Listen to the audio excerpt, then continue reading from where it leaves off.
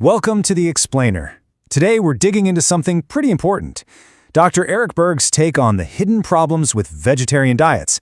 You know, the stuff people don't usually talk about. So, you decide to go vegetarian. You're probably thinking, this is it, the super healthy choice. You're imagining all these amazing, colorful salads. But is that what's really happening? Is a vegetarian diet automatically a healthy one? And that's where Dr. Berg really hits the nail on the head. He says, look, it's just not as simple as you'd think. It's kind of like navigating a minefield. There are these hidden traps you can fall into if you're not careful. All right, let's jump right in. The very first pitfall Dr. Berg talks about is this huge case of mistaken identity when it comes to diet. He actually coined this great term for it, Grainitarian. So what's a Grainitarian? Well, it's someone who calls themselves a vegetarian, but they basically just swapped out meat for a ton of grains, processed carbs, and fake meats. They're totally missing the whole point of eating more vegetables. And just look at this comparison. It's night and day, isn't it? Over on one side, you've got the typical Grainitarian menu, bread, pasta, cereal, those soy burgers. Then on the other side, you see what a real vegetable-based diet looks like. Leafy greens, beans, lentils. The difference in nutrition?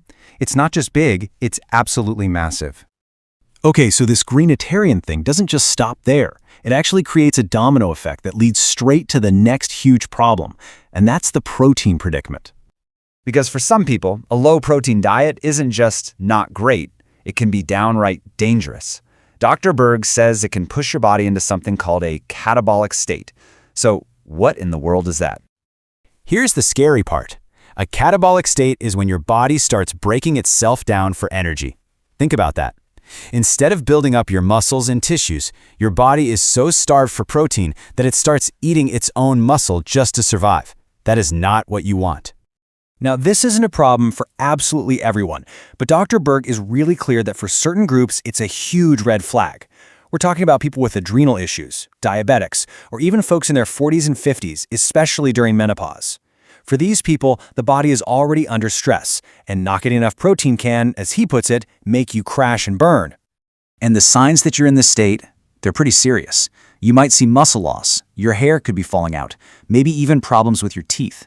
You'll have blood sugar issues and just feel awful, like you're constantly crashing. These are your body's alarm bells going off, big time. So, protein is a huge piece of the puzzle, but it's not the only one. Dr. Berg also flags some other key nutrients that can be really tough to get enough of on a purely plant-based diet. And this is where he brings it all back to a simple, fundamental truth. The whole point of food, any diet, is to give your body the nutrients it needs. It doesn't matter if you call it vegetarian, keto, whatever. The only question that matters is, are your cells getting fed properly? So what's missing? Well, things like a complete amino acid profile. That's tricky.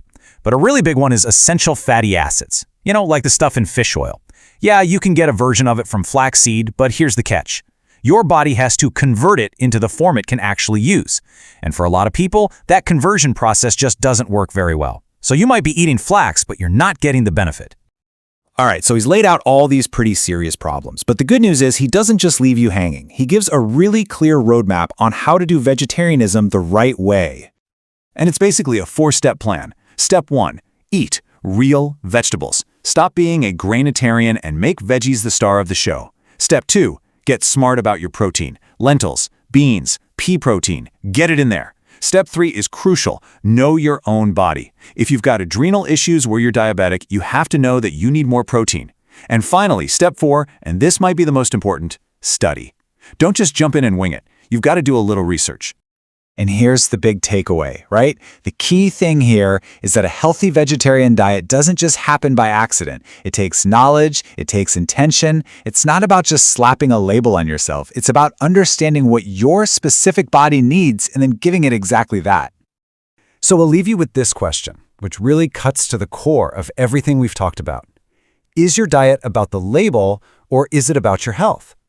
Are you more focused on being a vegetarian, or on being a healthy, well-nourished person? Because according to Dr. Berg, those aren't always the same thing.